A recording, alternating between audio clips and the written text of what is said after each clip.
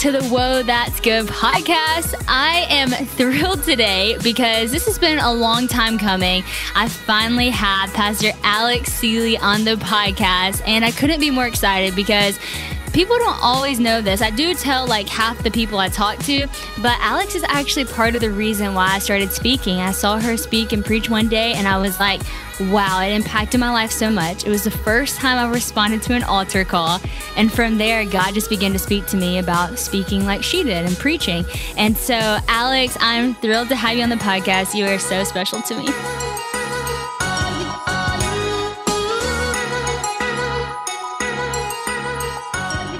I am so honored. And I was actually thinking about the other day when I first met you in the green room with Lisa Nelson after that night. Yes. And I remember thinking just how special you are, and to see what God has done in your life is an absolute beauty, sign and a wonder. And I'm just honored to have played a small part in that initial launch. Yeah, that's so crazy. I know, thinking back to that, I guess I was like 17 and I had no idea where God was about to take me or any of us. But before I get to the question that I ask everybody, I also just wanted to say, and then I got to actually go to the Belonging, to your church. Yeah. You and Henry, for those who don't know, they lead a church called the Belonging in Nashville. And I got to go there when I lived in Nashville. And I love that church. Just the heart of worship, I'm telling you, is amazing. So cool what God had in store from that little moment. Yeah, I love it. All right, so let's get to the question we ask everybody. We always ask on What That's Good, what is the best piece of advice that you have ever been given? Well, that's a big question. It is. It's loaded. I know. The thing that will always come back around was the very first piece of advice that I got given. I was 21 years of age when I started in ministry, full-time vocation. And I remember I'd just come out of Bible college. I thought I could take on the world. I thought that, this is it. My time has come. And I remember starting on my first day, and my mentor, who I was actually taking her position, she sat me down and she said, Alex, I've got one piece of advice for you in life and in ministry, and it's just this: always keep a sweet spirit. Wow. And I remember at the time going, yeah, sweet spirit, what's there to be bitter about? My life is awesome. I'm just about to, but I didn't realize how pertinent that piece of advice was. Now I'm 47. And how many times that piece of advice has resonated in my life. When adversity has come, when injustice has come, when betrayal has come, when disappointment has come, that piece of advice is, Alex, keep a sweet spirit about you. That's so good. Wow, that's beautiful too. One of my favorite parts about asking that question is because it's so cool. Like, most people that are on the podcast have some sort of a platform. And so a lot of people get to see their life from afar. You recognize things in people, but you don't really know where that comes from. And so like, I know you, I've seen you from afar and up close, and like, you have such a sweet spirit. And so to backtrack all the way to 21 when somebody told you that and you actually took it and applied it is so cool. And that's what, I hope people do on this podcast is like, they hear something like that, and then they take it in their own life, and they're like, oh yeah, one time Alex Seeley said that she, was given this piece of advice, and then they become that sweet spirited person too. And so I love that. That is amazing. One of, I think, just the coolest things about you and your family is that y'all are from Australia and you move over to the States, which is like a huge thing. You start a church, and a lot of people know the Belonging as the Belonging. Like, y'all have this amazing album that went out. It's a big church, but not everybody knows like kind of how y'all started. And so I thought it'd be cool just to give you a minute to just kind of share your story of y'all moving and kind of starting the church and what that looked like. Yeah, absolutely. It's kind of a crazy story. My husband and I had been in ministry, like I said, since I was 21, and we felt the call of God to just leave everything behind in Australia, which is a crazy notion, but God confirmed it by giving us a green card.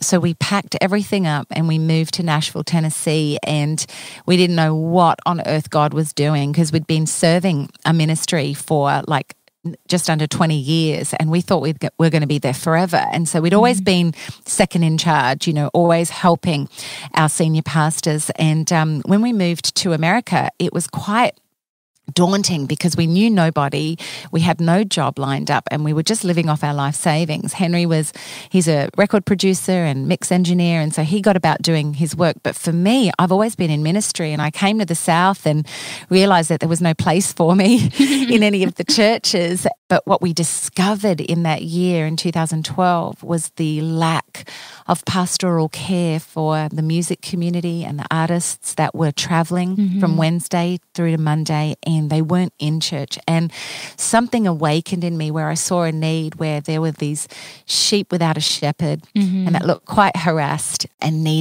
just needed a place, a soft place to fall and a safe place to worship. And so we accidentally started a church. And a lot of people don't believe us when we say that, but we really did. We just opened up our home on a Tuesday night, and it was kind of like a Bible study. So cool. And I would share the word and Henry would lead worship. And honestly, Sadie, I invited 5 people, and that was it. That's awesome. And from 5, it just kept growing. Every week, people would just start piling in. People that we didn't even know would knock on our door saying, somebody told us about this place. We never gave out our address. We never did anything. It was like the Acts Church. Awesome. And we saw within a year over 100 people, and then God spoke and confirmed and said, guys, I don't know if you're aware about this, but this is a church and you need a plant and you need to lead it.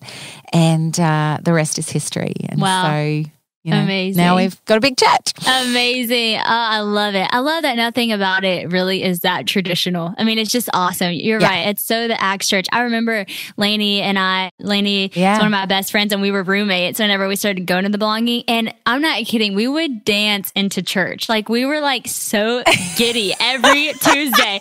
We were so excited because we moved to Nashville because we were touring. Yeah. And so we were like, where are we going to go to church? Well, the Belonging is Tuesday night. And I mean, we would dance. People in the parking lot would be like, these people are going to Disney World. Like, we would get so excited.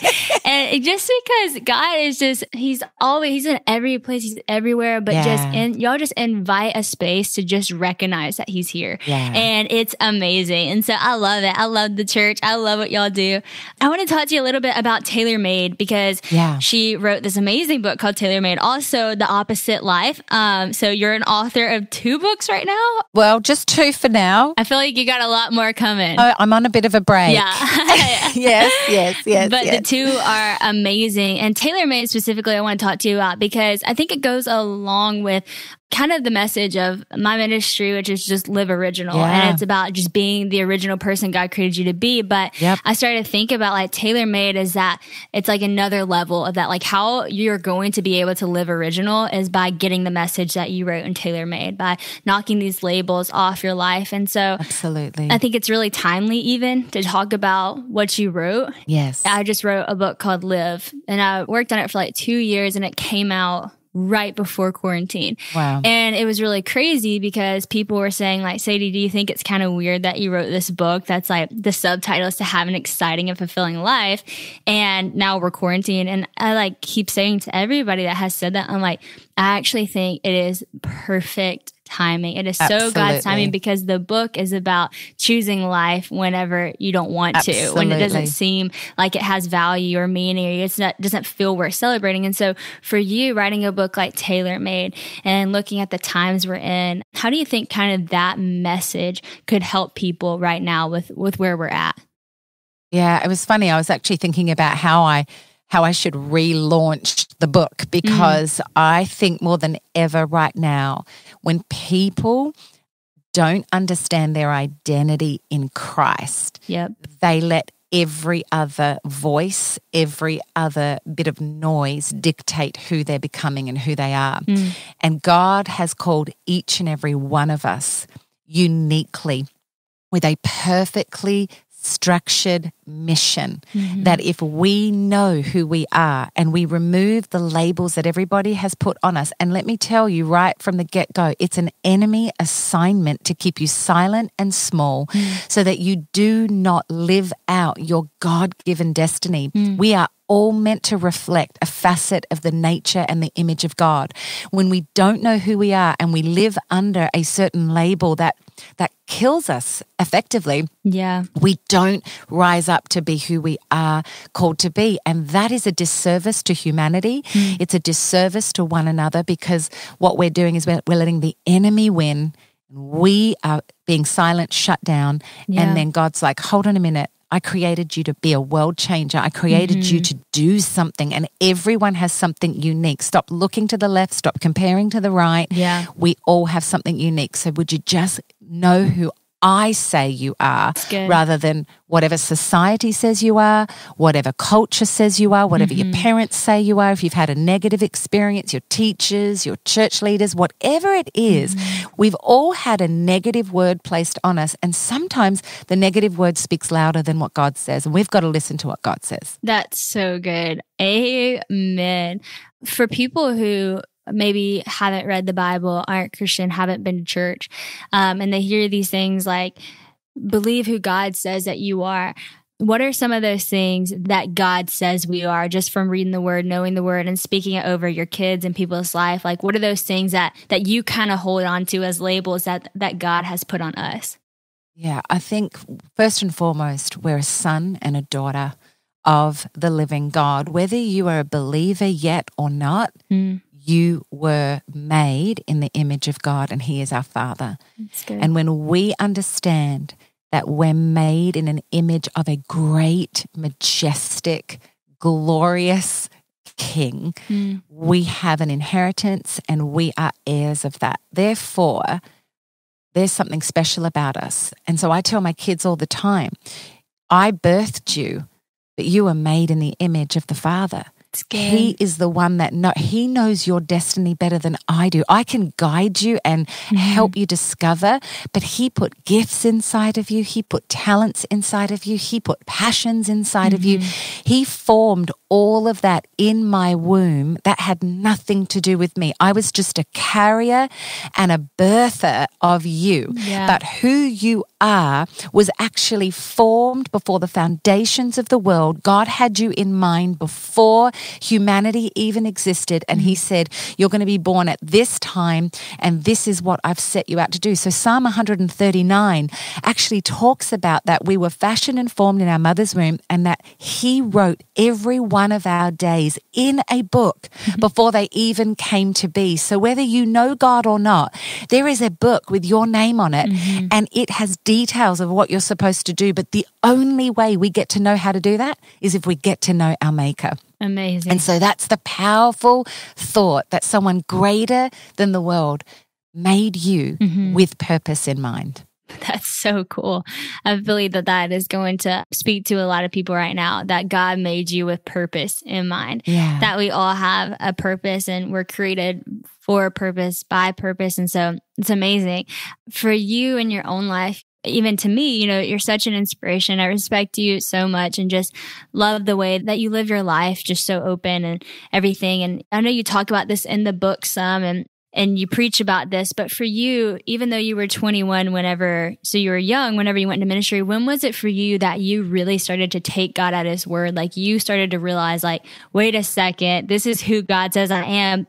And then, that boldness in you, that confidence in you kind of activated. Because when you see you preach, you see the boldness, you see the confidence, the authority, that you truly believe what you're saying. But when is it for you that you had that like aha revelation that this is real? Yeah, well, it was two moments in my life. I had two pivotal awakenings. And the first one was when I was 11 years of age, and I got saved. And I'd been brought up in a Christian home, but I'd never actually heard the gospel that you needed to repent and ask Jesus to, forgive you and enter into a relationship. And so for me, I remember it like it was yesterday, I physically felt the weight of sin and shame lift off me at the age of 11. Now, I hadn't really done anything wrong. That's why it's not about the deeds of our flesh. It's actually just about the whole notion that we were all born sinners and that we're separated from God. And that when salvation takes place, true salvation, and this is actually an issue I have in the church, I think we've put in a preference for Jesus rather than a picking up your cross and becoming a disciple, leaving everything behind. So when you've had a true radical encounter with Jesus, your life is never the same. So I was 11 years of age. I got filled and baptized with the Holy Spirit a week later. And I became a mini evangelist in my school. I went to a Catholic private school and I just began to tell everybody about Jesus. That's and awesome. Something changed in me. But because there were fractures and broken pieces in my life. I grew up where my mum was beautiful and amazing, and she is still to this day. She's one of my best friends, but there was some fractures in her life. And so just through a pattern of abuse and physical abuse and verbal abuse, I was quite a fractured little girl. So I had this encounter with God, but then I believed these awful labels, that I was reject, that I was stupid, and that I didn't really have a place in this world. So there was this tension, and I feel like this is going to speak to someone today, because it's almost like, well, that's great for you, Pastor Alex, but I'm broken and I feel unworthy. And in part, I did too. And so it wasn't until I was actually, I think I just turned 20, and I just had kind of toyed with, well, my heart is still broken. I love Jesus with all my heart, but I still feel stuck. And it was when I was 20 that I drew this line in the sand in my bedroom, and I said, God, if you're really who you say you are, and I really do have this call of God on my life, then I give you everything, because I'm tired of living this kind of seesaw, up one day, down the next. And I remember the Holy Spirit just saying in my heart, just saying, Alex, I need you to give me 100%, because you've only given me 90. And I said, what does that mean? He goes, that means lay down your life and give it all. That means I'm going to need some of those friends that you have to go. I'm going to need that relationship that you're in to go, because that's an idol in your life. I'm going to need you to go after me like you've never gone after something in your life. And I remember putting a line in my carpet, and I stepped over and I said, Jesus, I give you my life. And I cry when I think about it, because I have never looked back. You know, I'm 47 and I've never seen God forsake me. That's why I'm passionate. It's still fresh to me. It's still alive to me, because he took this little broken girl and said, watch what I'll do with a surrendered life. Watch what I'll do with a young person who says it's all about Jesus, and I'm leaving everything behind. And honestly, it's why today I get up every morning and people go, you never are stale with your faith. I'm like, I can't, because every day is a new mercy for me. Every day is a new mercy. And so I just love Jesus with a passion, and I've got to tell everyone about him. Wow, come on. I love it. I love it so much. You can see it. It's so evident in your life. And that passion has touched so many people, including mine, which ended up touching so many more people too. And so thank you for that. And I'll never forget that. Actually, that was what I noticed that day when I saw you preach. I was like, every word, and this is what I tell people, I was like, the difference in my life is whenever I responded that day, because when I saw you preach, I was like, every word she says matters. Like every word she says, she truly believes it's going to change someone's life. And it did. And I was like thinking about my own words with the platform that I had. I was like, am I saying words that matter? Am I saying words that change people's heart, that change people's lives, and like bring them to Jesus, bring them to love, bring them to joy? And am I even passionate or confident in what I'm saying? Because if I'm not saying that, I might not be very confident and passionate.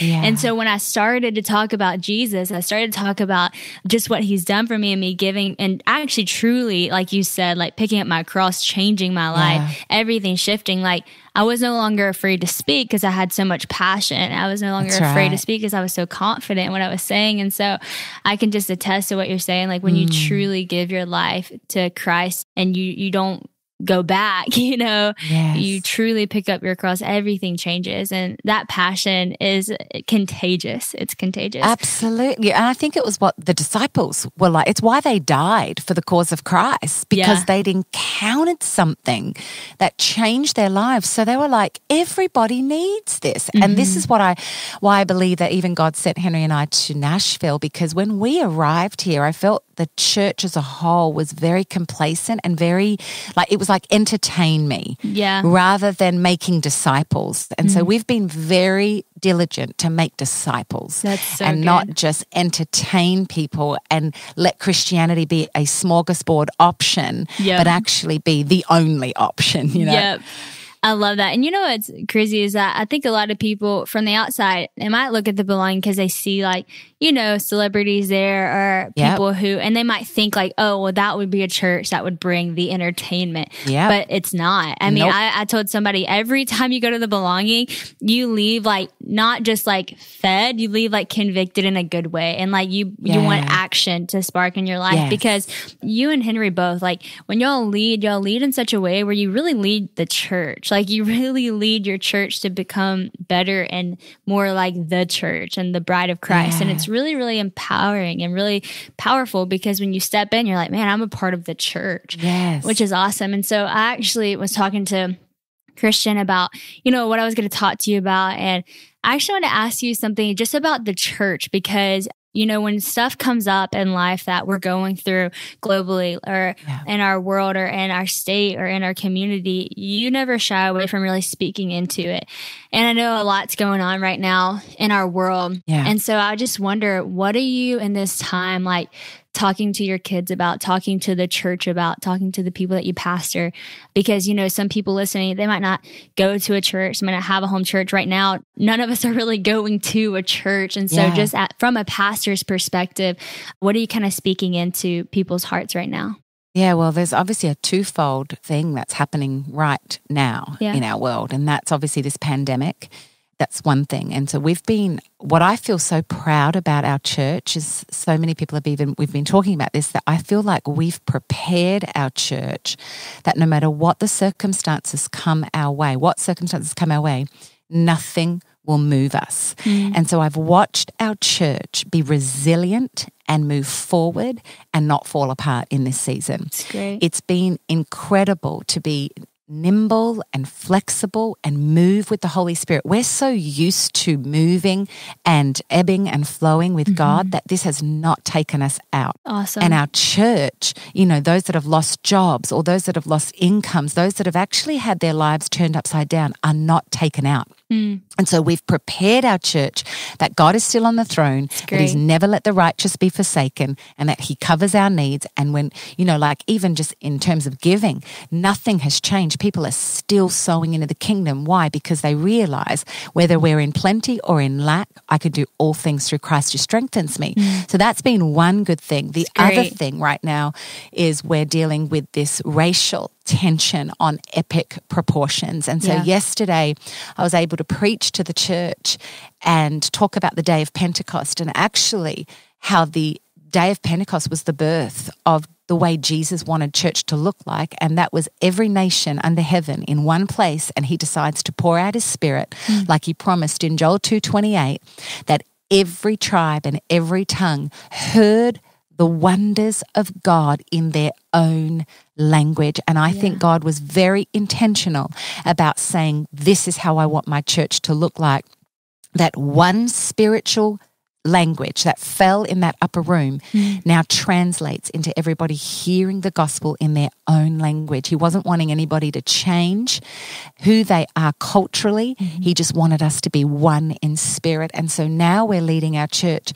We need to be a voice for the voiceless. We need to be a church that stands up and stands against the demonic realm of racism, division, hate. And if the church does not do it, then no one else will. And I believe that we are in unprecedented times, that we get to change church history in the area of racism. And so we're standing, and I'm teaching my kids that we have a voice and that we stand in unity, and things are going to change for the better. And so I'm excited about the future.